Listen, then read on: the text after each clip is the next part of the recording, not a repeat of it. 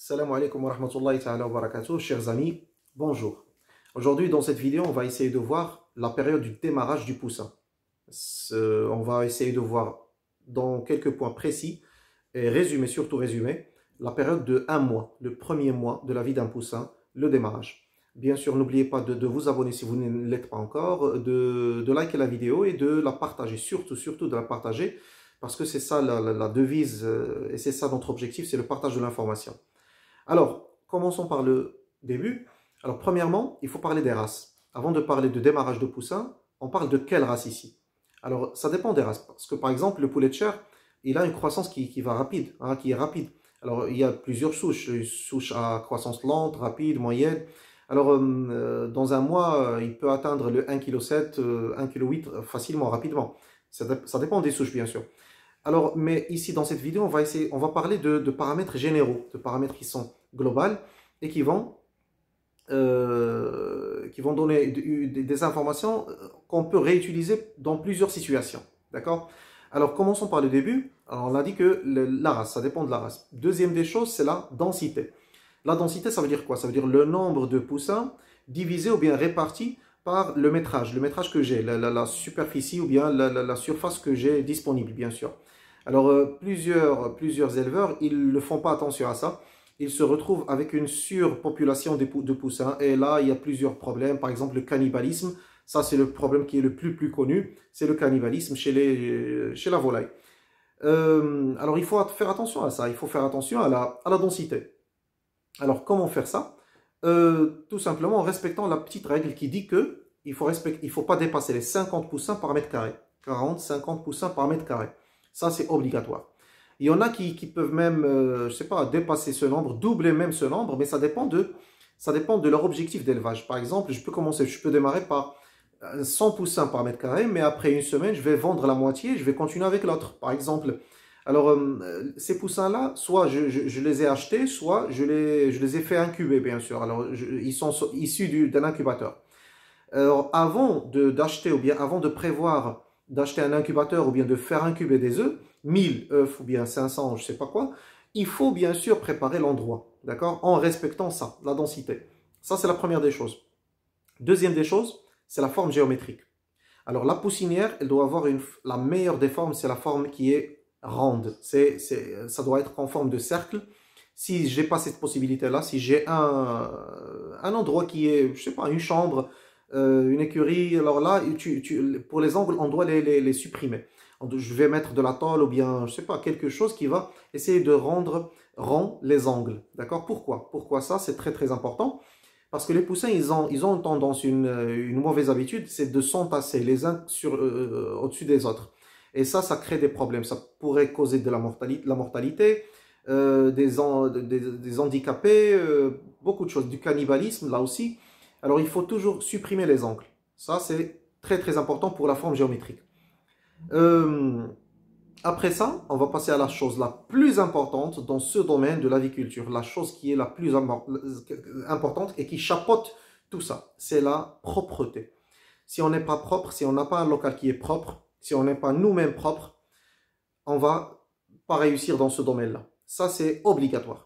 Alors, la propreté, ça veut dire quoi? Ça veut dire désinfecter les lieux. Surtout si, par exemple, l'endroit, il a été, je sais pas, utilisé pour l'élevage de moutons, de vaches, de lapins. Il faut le désinfecter. Ou bien de volailles, il faut le désinfecter. Comment le désinfecter? Il y a deux solutions. Une solution professionnelle et une autre solution, on va dire, fait maison, entre guillemets. La solution professionnelle, c'est quoi? C'est l'utilisation tout simplement du formol et des permanganates de potassium. Ça, c'est un mélange. Ça se vend chez le vétérinaire, c'est très connu, mais c'est très toxique, c'est dangereux. Il faut se munir d'un masque. C'est un procédé qu'on doit maîtriser. D'accord? Là, c'est le côté professionnel. Et ça tue bien sûr les virus, les bactéries, ça les tue, vraiment ça les tue. Le deuxième choix, c'est une solution fait maison. C'est l'utilisation de l'eau de javel, de l'eau mélangée avec de l'eau de javel, du chlore, tout simplement. On va le nettoyer, on va nettoyer les lieux et bien sûr le sol, le meilleur des sols, c'est un sol qui est dur. Un sol avec de la terre, c'est pas bien, c'est difficile à nettoyer, ça pourrit rapidement. Alors il faut il faut utiliser un désinfectant, du Dettol, pour ne pas faire de publicité, mais bon, on a beaucoup de produits de désinfection. Mais après ça, après cette opération, on va utiliser de la chaux. Alors ça, c'est obligatoire. La chaux, elle a la particularité de tuer les bactéries et les virus. On doit la poser par terre. On peut même peindre les parois de la poussinière avec la chaux. Bon, la chaux, vous pouvez faire des recherches, vous allez voir que vraiment c'est efficace et c'est utilisé à grande échelle. Alors ça, c'est pour la désinfection et la propreté. Alors on va être précis pour ne pas rallonger le temps de la vidéo. Après, on passe, bien sûr, j'ai nettoyé, je passe à la litière. Alors, premièrement, c'est quoi la litière? La litière, je dois pas mettre les poussins à même le sol. Ça, c'est interdit. C'est interdit, pourquoi? Parce que, bon, dans un élevage professionnel, on parle d'un élevage semi-professionnel, professionnel.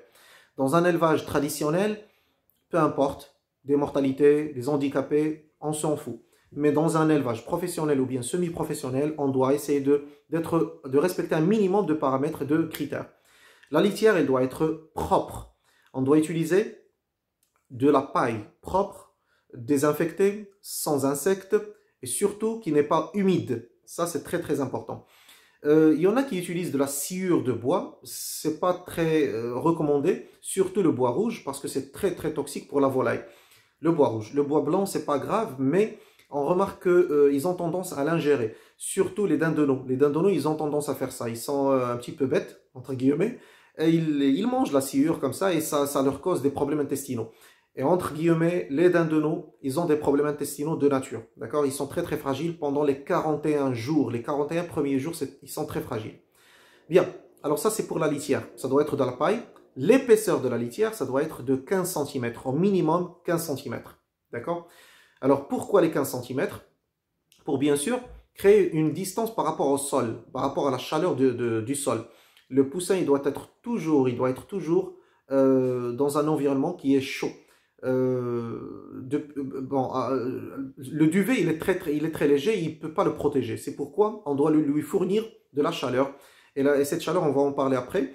Cette chaleur elle est très importante. Bon, alors la litière c'est bien, c'est clair, c'est la paille.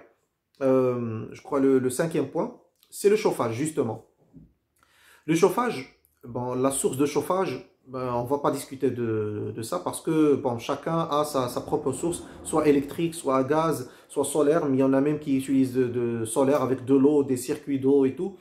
Ils sont intégrés, ils sont encastrés sous le sol, bon, ça dépend. Alors, on va parler du chauffage en général. La disposition du chauffage, ça doit être incliné. Il doit être comme ça, incliné, et pas comme ça, hein, à la verticale par rapport au sol. Non, c'est interdit. Pourquoi? Pourquoi? Parce que là, la dispersion de la chaleur, elle est quoi? Elle est égale, elle est homogène. Et ça, on ne cherche pas ça. On ne cherche pas l'homogénéité de la chaleur dans le chauffage. Il ne faut pas que la chaleur soit homogène. On doit avoir une chaleur qui est graduée, qui va du plus chaud au plus froid. D'accord? Ça, c'est très important. C'est très, très important. Alors, sous le radiateur, sous la source de chaleur, on doit avoir une moyenne d'entre 37 jusqu'à 34 degrés sous le radiateur. La hauteur du radiateur, ça doit être au minimum d'un mètre, entre 1,30 m et 1,50 m. D'accord? Et ça dépend bien sûr de la puissance du radiateur. Mais bon, en général, pour des radiateurs de 600 watts à peu près, ça doit être de 1,50 m de hauteur. Alors pourquoi tout ça? Parce que le poussin, lorsqu'il va avoir froid, il va se rapprocher. Il va trouver la chaleur sous le radiateur. Lorsqu'il va avoir trop chaud, alors il va pouvoir s'échapper. Il va trouver des coins où s'échapper. D'accord? Alors, dans les coins, hein, dans les environs de la poussinière, pardon, ou bien la litière, la température dans les premiers jours ne doit pas descendre au-dessous de 25-24 degrés. Bon, la meilleure des choses, c'est 26 degrés. Mais bon, on peut même descendre jusqu'à 25-24 degrés. D'accord? Alors comme ça, on va créer un environnement favorable, un environnement calorifique favorable au poussin. Ça, c'est en résumé pour la source de chaleur. Bien sûr, parce que là, on va parler d'un mois. Alors, chaque semaine, on va baisser la température d'1 degré. D'accord? Alors, chaque semaine, par exemple, sous le radiateur, on a commencé avec une chaleur de 36, par exemple. Alors, après 4 semaines, ça fait un mois, ça va combien de donner? Ça donne 32, c'est ça, oui, 32 degrés sous le radiateur. Et dans les environs, 20 degrés, une vingtaine de degrés, c'est bien. Et là, bien sûr, après un mois, vous allez remarquer que les poussins, ils vont commencer à avoir leur plumage, d'accord? Alors le duvet, il va disparaître et le plumage qui va les protéger contre la chaleur. Pourquoi tout ça? C'est très important. Pourquoi? Parce que, je fais vite pour ne pas allonger la vidéo, pardon. Pourquoi c'est très très important? Parce que la dépense énergétique du poussin, elle est très grande dans les premiers jours. Alors, lorsqu'il va manger et boire, s'il ne trouve pas une source de chaleur, son corps va son métabolisme, il va transformer la nourriture en chaleur, en énergie pour se réchauffer. Et là, c'est une perte. C'est un coefficient qui est très très bas. Un coefficient, ça veut dire c'est le gain en poids par rapport à la nourriture ingérée. Alors, ça, exemple.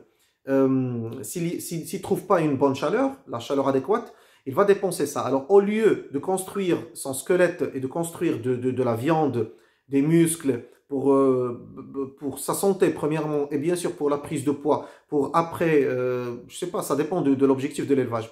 Après, je sais pas si je l'élève pour la chair, il va pas prendre le poids si je commence par une température qui est très très basse. D'accord? Bon, je ferme la parenthèse parce que j'ai pris un petit peu trop de temps. Alors, on a dit que la température, on doit la baisser 1 degré chaque semaine. Après, on va passer à l'éclairage. Là, il y a un problème, un petit problème, parce qu'il y a plusieurs éleveurs, plusieurs aviculteurs qui utilisent la même source d'éclairage, elle est aussi la source de chaleur. Ça va poser un problème, d'accord? Alors, c'est pourquoi je recommande l'utilisation de lampes LED. Les lampes LED, LED, c'est une lampe qui a une particularité, c'est qu'elle ne chauffe pas. Elle donne de la lumière sans chauffer. C'est très très bien ça. Alors, des lampes LED qui ont une lumière blanche, alors, qui ont un spectre lumineux qui est blanc, et ça va aider les poussins à trouver. Ça doit être bon, ça dépend de la surface, et on va, Inch'Allah, consacrer une vidéo sur les lumens, sur les détails de l'éclairage. Et le programme lumineux, c'est très très important, Inch'Allah. Alors, pour l'éclairage, pendant la première semaine, il doit être 24 heures sur 24. Pourquoi? Pour aider le poussin à trouver ses abreuvoirs, ses mangeoires, à reconnaître l'endroit, la litière, sa poussinière, l'endroit où il va vivre pendant, je sais pas, 1 mois et demi, 2 mois, au minimum. D'accord? L'éclairage, il est très très important. 24 heures, après une semaine, je peux baisser l'éclairage graduellement pour revenir à un éclairage naturel. Ben, je sais pas, 16 heures d'éclairage, ça dépend des saisons. 16 heures d'éclairage, c'est très très bien pour eux. D'accord? Ça, c'est pour l'éclairage. Passons maintenant à une chose qui est très importante, c'est l'eau et la nourriture. C'est l'eau et la nourriture. D'accord? L'eau, avant de recevoir... Pardon, j'ai oublié une chose très très très importante, et d'ailleurs c'est l'objectif de cette vidéo. Il faut préchauffer l'endroit où on va mettre les poussins avant de le recevoir. C'est très important, c'est grave, c'est très très important. C'est très important. Il faut chauffer l'endroit 24 heures au minimum. Bon, il y en a qui mettent 12 heures, mais la meilleure c'est 24 heures. 24 heures, pourquoi? Pour que la litière elle va absorber la chaleur, le sol il va absorber lui aussi la chaleur, les parois ils vont absorber la chaleur, et l'eau, c'est pourquoi je me suis rappelé un petit peu, c'est parce que l'eau, on doit le mettre dans des bidons, dans des fûts, je sais pas, un récipient, et le mettre toujours dans la poussinière pour qu'il ait la même chaleur que ressent le poussin. On ne doit jamais, jamais, jamais donner de l'eau froide au poussin. Jamais, c'est interdit. D'accord? De l'eau, bien sûr, les poussins qu'on vient de recevoir, les poussins d'1 jour, 2 jours, 3 jours. L'eau, elle doit être dans des bidons et dans la poussinière pour que elle ait la même température de la poussinière. Pardon. Bien, alors, avant de recevoir les poussins, on doit faire chauffer les lieux, d'accord, 24 heures avant. Et bien sûr, si ce sont des poussins qui sont issus d'un incubateur, on ne doit pas leur donner à boire, bien sûr, vous savez cette information, et ce n'est pas le sujet d'aujourd'hui, pendant 24 heures, d'accord? Ce n'est que le 2e jour que je vais leur donner à boire, d'accord? Alors, l'eau que je vais donner à boire, bon, ça dépend, il y a plusieurs écoles. Il y en a qui disent qui donnent de l'eau naturelle comme ça. Il y en a qui donnent de l'eau avec des antibiotiques. Il y en a d'autres qui démarrent avec des vitamines, des produits naturels, ça dépend. Pour les grandes sociétés, ils démarrent avec des médicaments, avec des antibiotiques. D'accord? Pourquoi? Parce qu'ils ont un élevage de masse. Lorsqu'on parle d'un élevage de masse, c'est pas comme une poule, 2 poules qui ont, je sais pas, 20 poussins, une vingtaine de poussins. C'est faisable. Mais lorsqu'on parle de 500 poussins, 300, bon, à partir de 500, même à partir de 100, on ne va plus parler de quelque chose qui est naturel. D'accord? Alors, si on dit 500 poussins, ça veut dire que les fientes de ces poussins-là, pendant une semaine, ça va se dégrader la litière. D'accord? Ça va créer un endroit propice pour les bactéries, les virus, les coccidies, les parasites, pardon, les parasites internes et externes. Alors, c'est pourquoi on doit prévoir tout ça en donnant des anticoccidiens, par exemple, en démarrant avec des sulfamides, par exemple. Et surtout, les sulfamides, ils sont très très utilisés parce qu'ils ont un spectre très très large, mais aussi, ils ont un double effet. En combinaison avec les trimétoprimes, ils ont un double effet contre les bactéries et contre quelques types de parasites. D'accord? Bon, ça c'est un autre sujet, on va le détailler, Inch'Allah, dans d'autres vidéos. Alors, l'eau du démarrage, pour moi, personnellement, selon mon expérience et selon ce que j'ai vu chez les sociétés, les grandes sociétés, comment ils travaillent, on doit commencer par un antibiotique et des vitamines. Tout simplement. Si on opte pour des solutions naturelles, ça dépend du nombre. Moi aussi, si j'ai un nombre qui est contrôlable, je peux utiliser des solutions naturelles, à savoir l'ortie. Ça, c'est le mot d'ordre, l'ortie, et l'utilisation de l'ortie en infusion, et le curcuma. Le curcuma, la cannelle, ils sont très très bien pour le démarrage, pour l'immunité, pour le système immunitaire, pour l'apport en vitamines, en acides aminés, c'est très très bien. Mais si j'ai un grand élevage, ça c'est pas pratique, c'est pas faisable. Je dois toujours démarrer par ça, par un antibiotique combiné à des vitamines, à un complexe vitaminé. D'accord? Pour la nourriture, là, pour la forme de la nourriture, ça doit être en miettes, bien sûr. C'est très très petit, c'est très fin. Alors, à chaque fois les particules sont très très fines, ça va aider les poussins à les ingérer. Là, il y a un problème. Alors, est-ce que je vais utiliser de la nourriture que je vais fabriquer moi-même, de l'aliment composé par moi-même, ou bien je vais l'acheter. Je vais acheter tout simplement un aliment composé. Ça, c'est un problème. Mon conseil, tout simplement pour être bref, c'est de démarrer avec de l'aliment composé. Pourquoi? Parce que ça contient plusieurs vitamines, ça contient plusieurs acides aminés qu'on ne peut pas nous donner à travers le blé, le sang, l'orge, le maïs. On ne peut pas trouver le bon équilibre et la bonne combinaison. On n'a pas de laboratoire, et même si on avait des laboratoires, le blé d'une région, il diffère carrément du blé d'une autre région. D'accord? Il y a des acides aminés qui sont très très importants pour la période de croissance. La vitamine D, il y a la vitamine A, la vitamine E. Ils sont très très importants dans la période de croissance. Le calcium, il est très très important. Les minéraux, la lysine c'est grave. La méthionine c'est grave. Tout ça, on va en parler après, Inch'Allah, dans des vidéos. C'est très très important pour le système digestif, pour le système immunitaire. C'est très important. Malheureusement, on ne peut pas trouver la même chose. On ne peut pas fabriquer la même chose. On ne peut pas trouver un produit équivalent à ça. Malheureusement. Mais si on arrive à faire ça, tant mieux, hein, tant mieux pour nous. Très bien. Alors ça, c'est en résumé, c'est pour l'eau et la nourriture. Après, on passe à la vaccination. La vaccination, mes amis, c'est primordial, c'est important, c'est grave, c'est obligatoire. D'accord? Le vaccin, oui, c'est un produit naturel, mais qui a été transformé. Soit il a été affaibli, hein, soit il a été tué. Le virus ou bien la bactérie, soit tué, soit affaibli. Alors, on doit l'utiliser. Pourquoi? Pour donner tout simplement une protection à nos poussins. D'accord? On doit utiliser ça. Et ça dépend bien sûr de la situation épidémiologique de la région, de notre région. Je dois aller voir mon vétérinaire, le vétérinaire de la région, pour bien sûr commencer par le virus le plus présent, le plus dangereux, d'accord? Vacciner, et après passer aux autres, d'accord? Une dernière chose, j'ai oublié de dire ça. Pour l'eau, on doit la changer chaque 12 heures. Chaque 12 heures, ça doit être changé si elle contient uniquement des médicaments ou bien des vitamines. Si l'eau contient des vaccins, au maximum, c'est 2 heures. 2 heures. Et bien sûr, l'eau, elle doit pas être proche de la source de chaleur et de la source de luminosité. Elle doit être un petit peu loin. D'accord? Pourquoi? Pour des raisons qu'on va détailler dans d'autres vidéos, Inch'Allah. D'accord? Bon, ça, c'était un très très grand résumé. Je m'excuse si j'étais un petit peu long. Je m'excuse. Alors, n'oubliez pas toujours, comme j'ai dit au début, de partager, surtout de partager la vidéo entre les amis, d'accord? Comme ça, on va essayer de démocratiser un petit peu l'information, d'accord? Alors, je vous remercie infiniment et à la prochaine vidéo, Inch'Allah. Merci.